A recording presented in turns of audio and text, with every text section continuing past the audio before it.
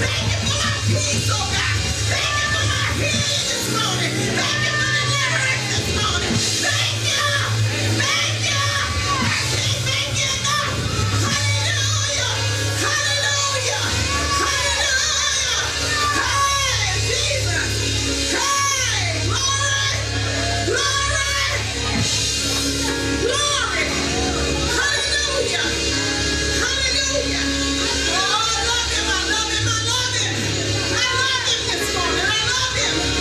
Hey, he didn't have to do it, but I'm thankful. I'm thankful this morning. I'm grateful this morning that he did. Thank you. Thank you. Thank you. Thank you. Thank you, Lord. Hallelujah. Thank you. Hey, Jesus. Glory. Glory. Glory. Hallelujah. Hey, Jesus. Jesus. Hallelujah. Hallelujah. Hallelujah. Hey, Jesus. Just give us some shout music. Give us some praise music. Give us some worship music. Don't worry about the format of the service. We just gonna praise him this morning. We just gonna give him some glory. I don't know about you, but I came to worship him. I came for no other purpose but to worship him. Just to praise him. It's all about him. It's not about you. It's all about him. Hallelujah.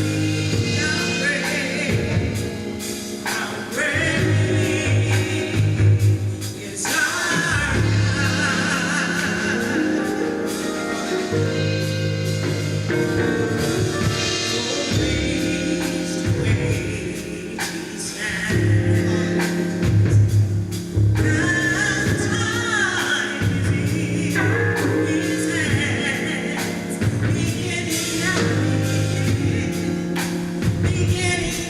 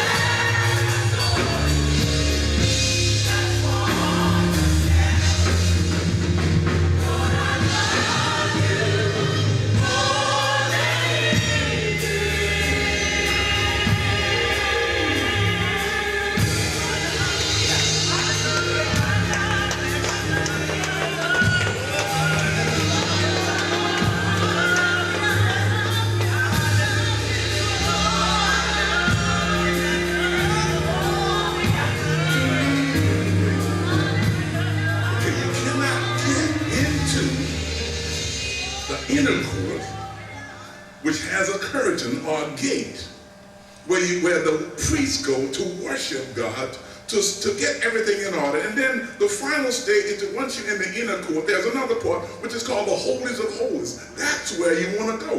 If you have not experienced God into the holies of holies, you have not really experienced God. Because a lot of times, let me tell you something, we stay in the outer court and we think we have experienced God. We need to hear this morning. But because we have really been playing church. Really been playing church. We have not been worshiping God like we need to worship God. So we understand the brazen altar. God has placed the brazen altar in the tabernacle where sin was judged. Sin was judged at the brazen altar. In the laver is where the hands and feet of Aaron and his sons were washed. Because they could not go into the inner court unless they had been washed. They could not even go to the brazen altar unless they had been washed. So here we need to understand this thing. The altar was set up with fire. Well, the brazen laver was set up with water. It took fire and water to get it in the court. I can go at Jesus. I can talk, but I gotta hold it back. I gotta hold it back. See, in the altar, you see, the altar represented reconciliation, and the laver represented sanctification. So you couldn't have one without the other. You had to go through reconciliation before you get to sanctification. Look at this. So you begin to look at this. The altar was about, oh my God, the penalty of sin, where the laver was about the practice of sin. Oh my God. Because we get past the penalty of sin because that's Christ. But to get past the practice of sin, you've got to have Christ in you and understand, amen, the sin that you're committing. Because we go back and forth from the altar to looking at the practice of sin, amen, to the laver. We try to wash. But we have to first move into reconciliation through Christ, which is the altar. I'm talking to somebody. I'm teaching this morning. See, oh my God, we've been playing church and you understand this thing this morning. Oh my God.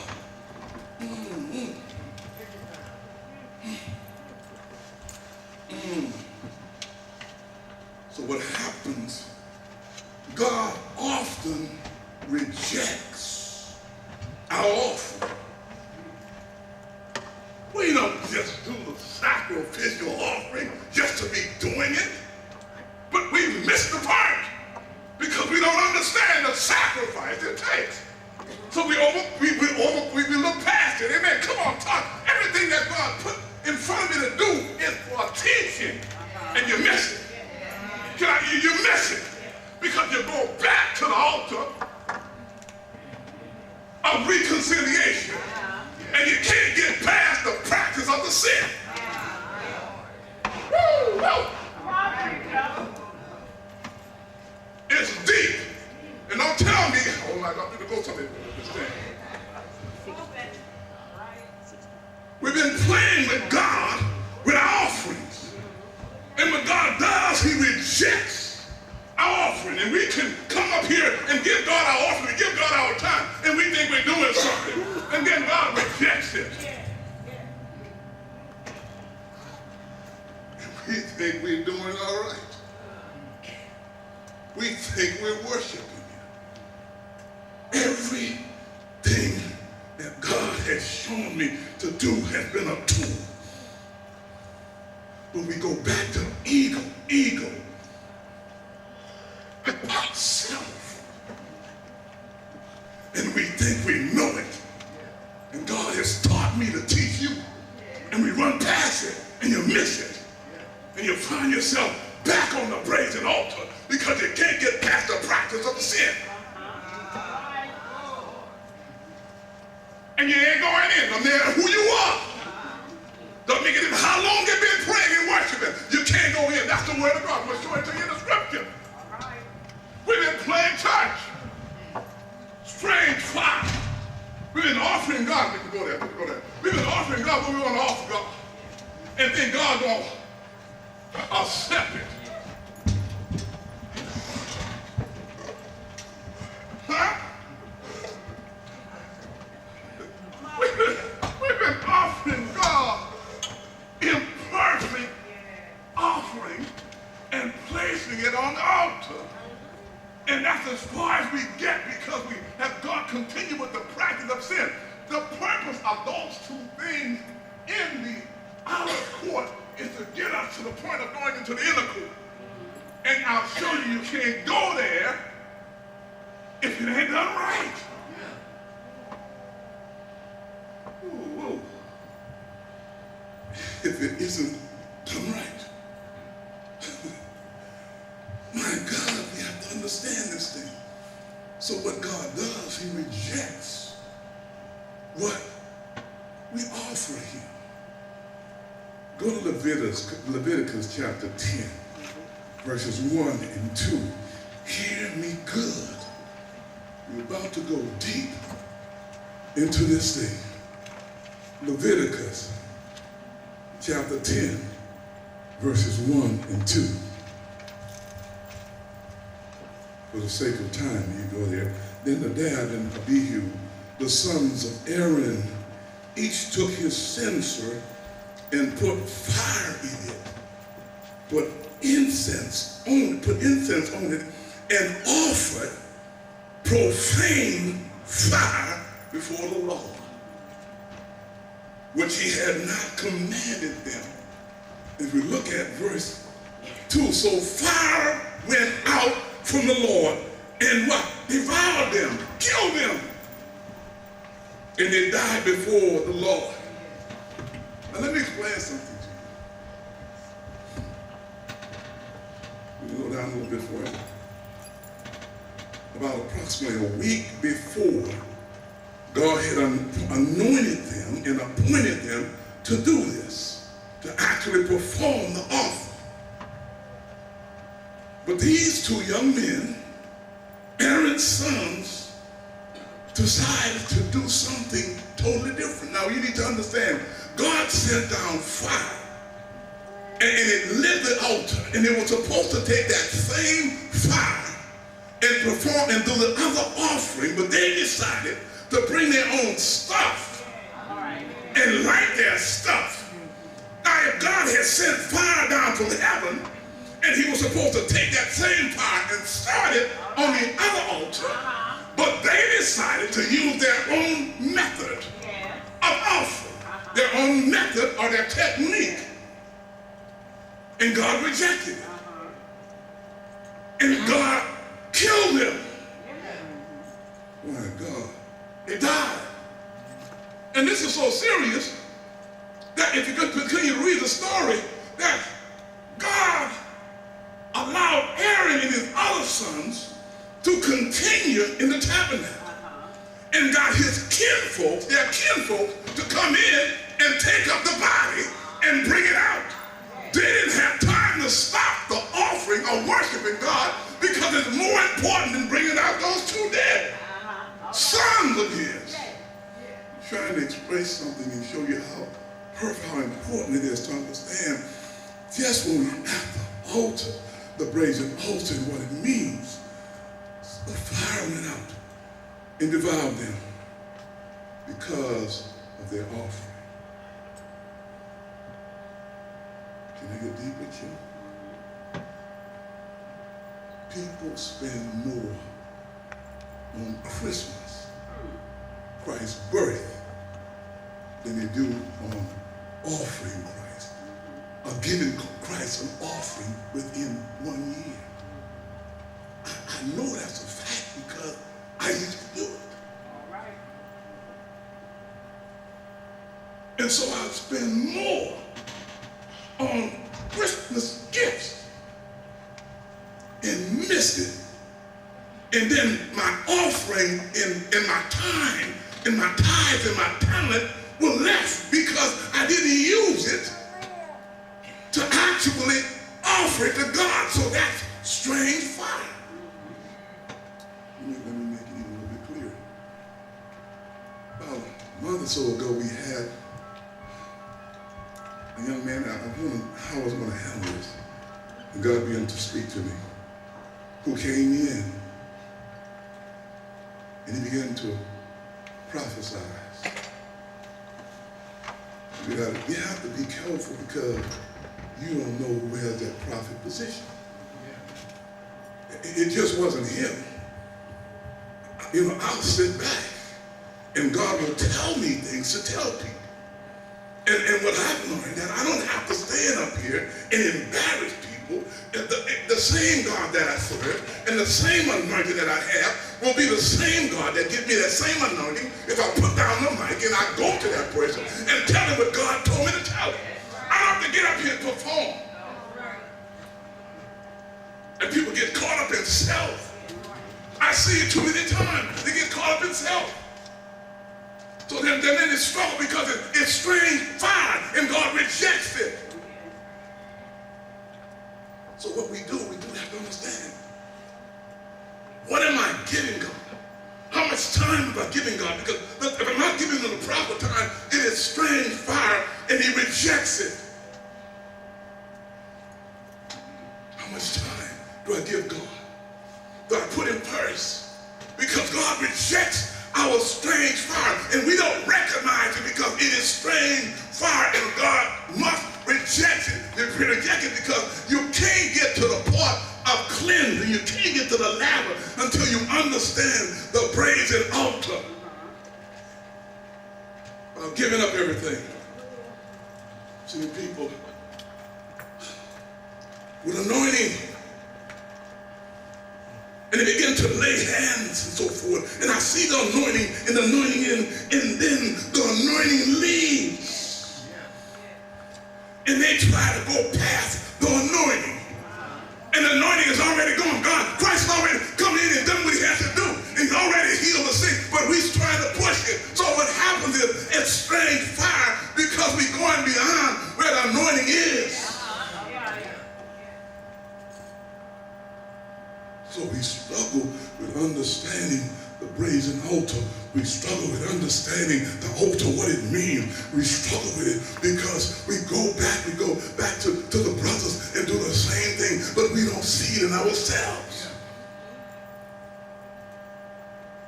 We all quiet.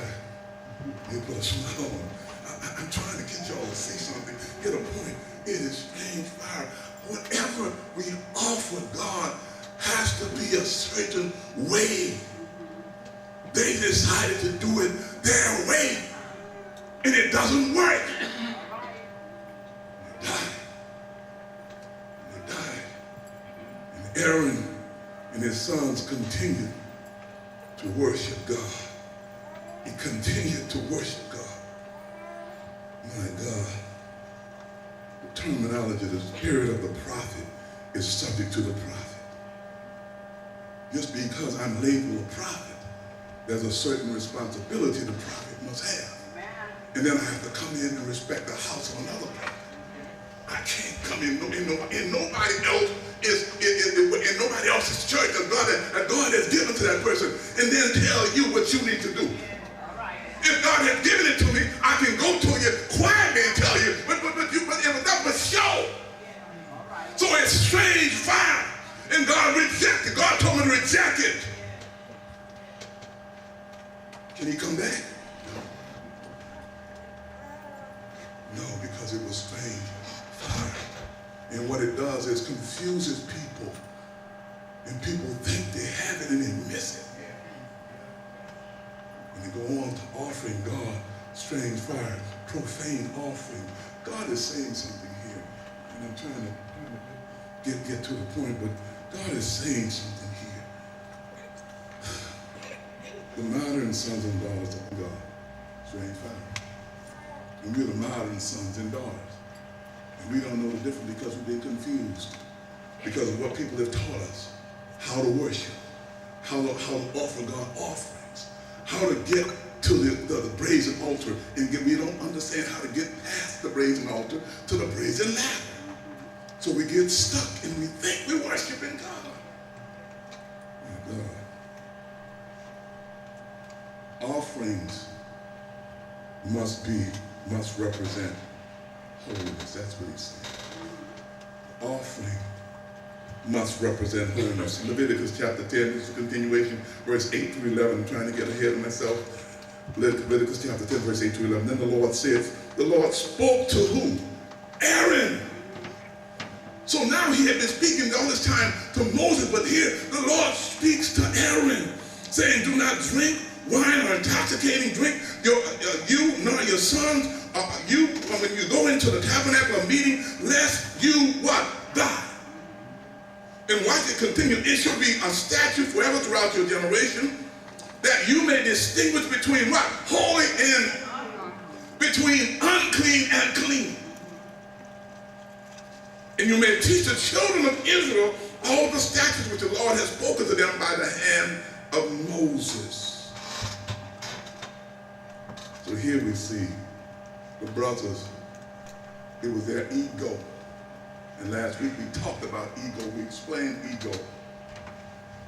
If you can't control ego, ego controls you. If ego always wants more. Ego is never satisfied. And what we're talking about is self. Self is never satisfied. So self continually wants more and more. But here the Bible says that we have to be holy. The things have to be holy. They can't become common. They can't become common. You know what happened? Like Raina was preaching last night. We fall back in tradition and do the same stuff over and over and over again, because then it becomes common. And then we begin to be used of it, and we do it over, and then we try to then do it our own way and take God's method totally out. See, God's words never changes. But we try to change God. So we struggle.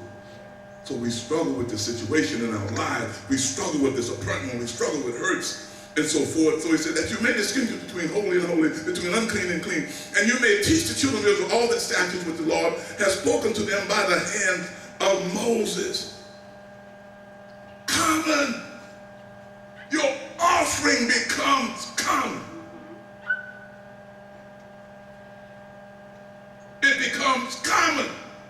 Stuff we offer God becomes common. The time we give God, it becomes common. We get used of it, so it becomes common. We give God less and less of our time.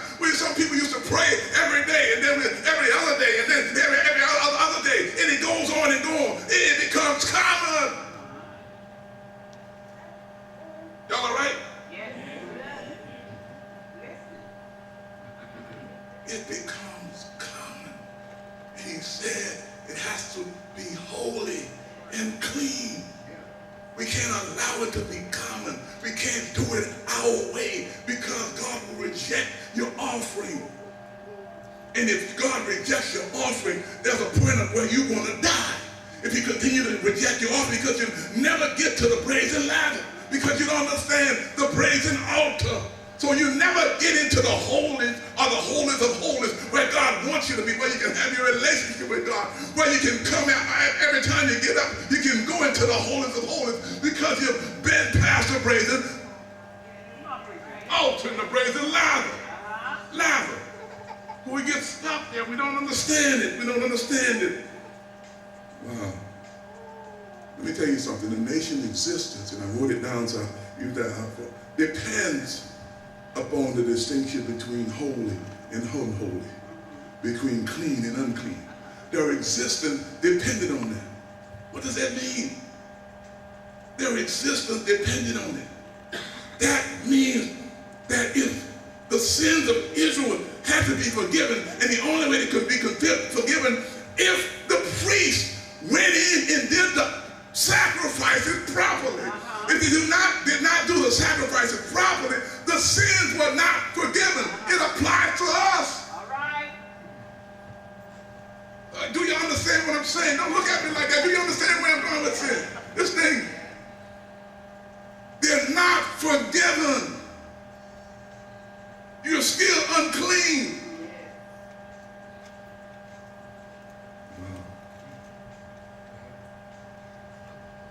Let's take a few minutes to really think about it.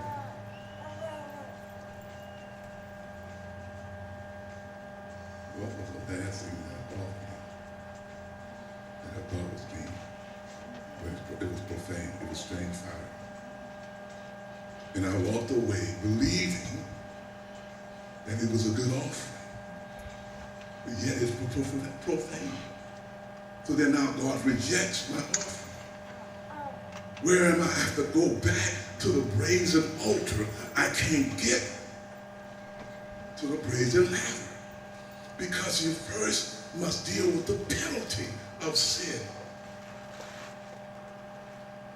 If you don't deal with the penalty of sin, you can't go any farther if you don't deal with the penalty of sin. See, we want to get to the other part of it, but we can't because God rejects it. We have to first deal with the penalty of sin before I can deal with the practice of sin. So then what I mean, okay, then if I deal with the penalty of sin, and then I can move on to the practice of sin. I'm going to show it to you in the scripture in a few minutes. Oh my God.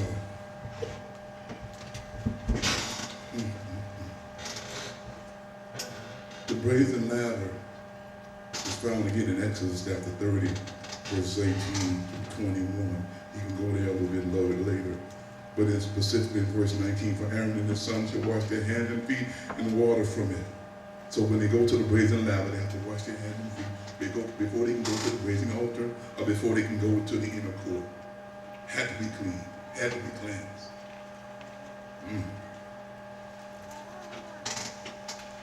Now, notice particularly it was Aaron and his sons. They were what? Priests. My Bible tells me you are now a chosen generation. You are now a part of the priesthood.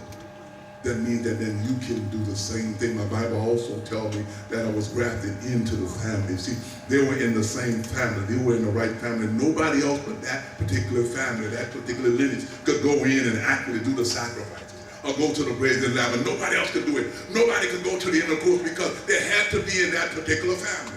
Now, if you have been living right, now if you accepted God as your personal Savior, and you believe that He was died on the third day, that He rose and got up in all power in His hand, and you believe that and do the thing that God has done, if you believe it, you're going to do it.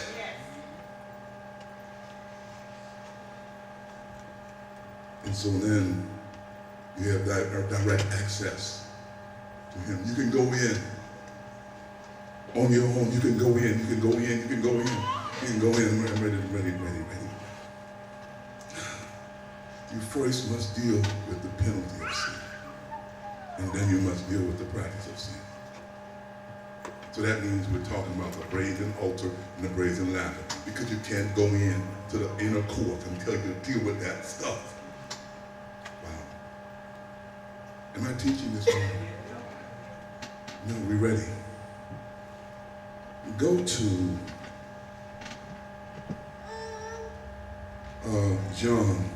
St. John chapter 8, beginning at verse 4.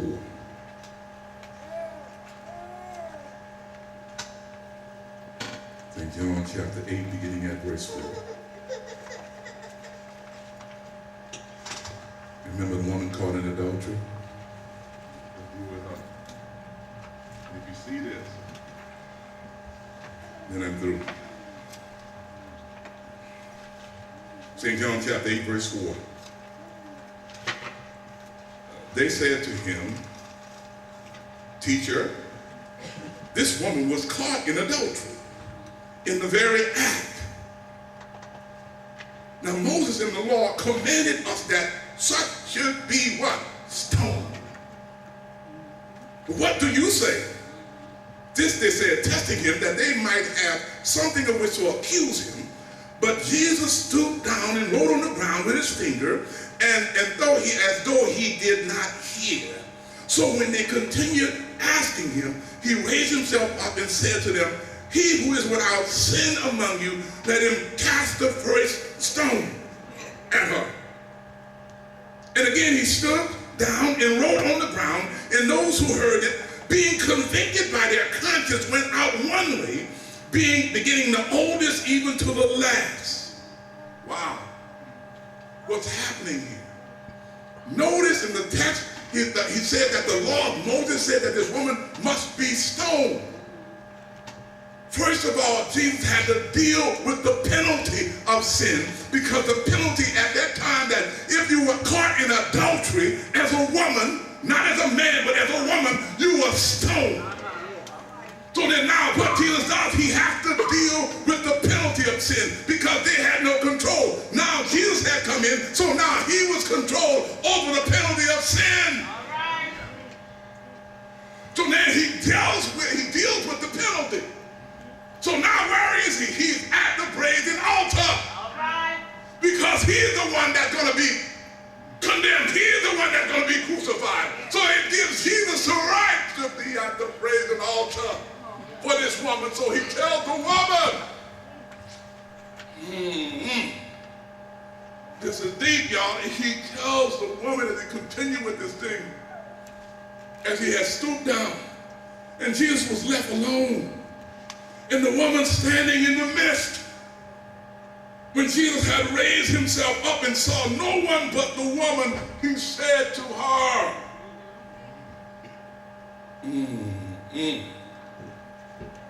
woman, where are those accusers of yours? They had to flee because they couldn't perform a deal with the penalty, because it wasn't their right to stone her.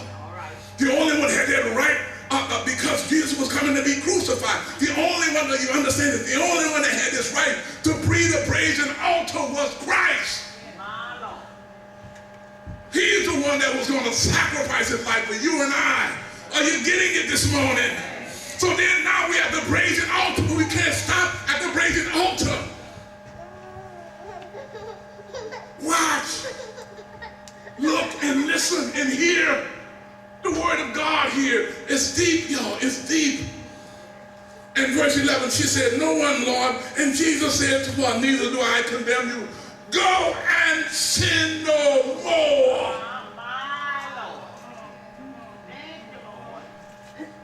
Wow. He first dealt with the penalty, but he tells the woman to go and sin no more. Why is he telling this woman this?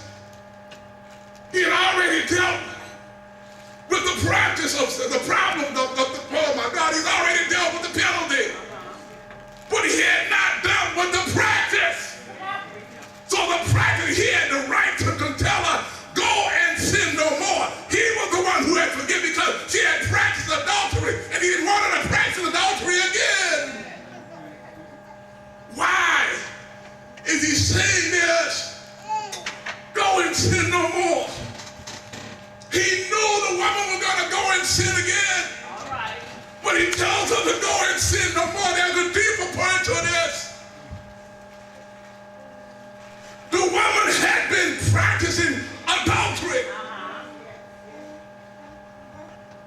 He had to deal with what she was practicing. So when he told her to go and sin, are you getting it? When he told her to go and sin no more, he was talking about her dealing with adultery.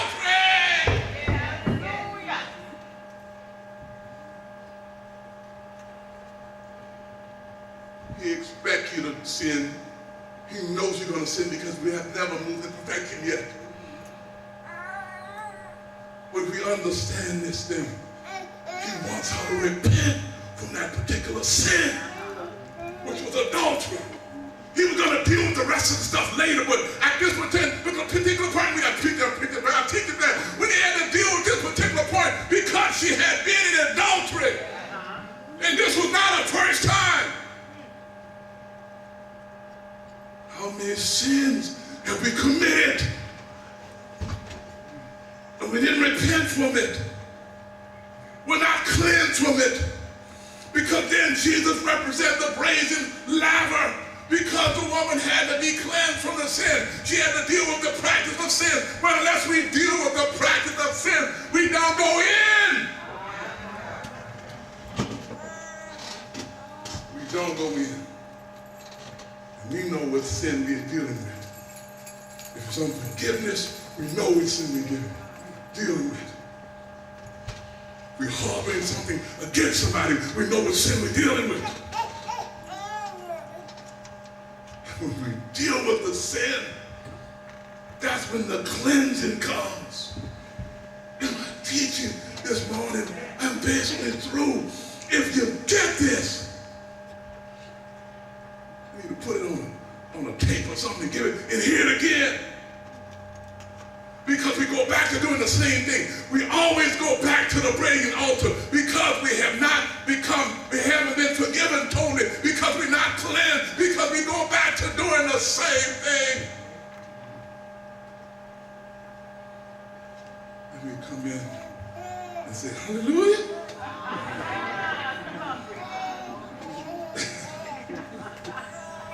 I still have not done with it. I need an amen. God need an amen from that. And we have not dealt with it. God is good. Do I have a few witnesses in the house this morning? Are you being set free this morning? Are you ready to deal with it? You know what the sin is. I don't have to prophesy the sin. You know what it is.